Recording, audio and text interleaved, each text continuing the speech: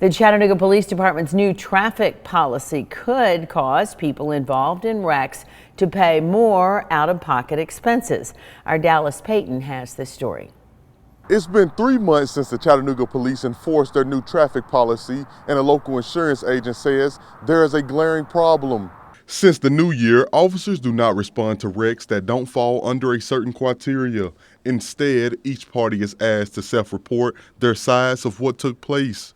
Richard Self with State Farm Insurance Agency says without a police officer on the scene of a crash, it's hard to know what really happened or if the information is correct. Neither insurance company, if their investigation doesn't come to a clear cut who's at fault here, we think that we're going to pay for the damages to our customer's vehicle, and the other insurance company will pay for the damages to those if they can't agree.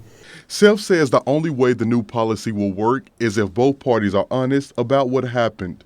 Not knowing who's at fault could lead to an increase in insurance rates. When we have to pay out more in claims for whatever reason, then insurance companies do raise rates to try to. We have to keep reserves in order to pay claims. So yeah, I can see an impact coming for all insurance companies. Just recently, Timothy Goins Sr. says his 17-year-old son was T-boned by another driver. So he got out, and the man told him, I'm sorry, I didn't see you, I'm sorry. So my son let me call my dad. So he called me, and I'm like, well, did you call the police? He's like, yes, he called the police. I said, get his tag, get his insurance, and get his driver's license.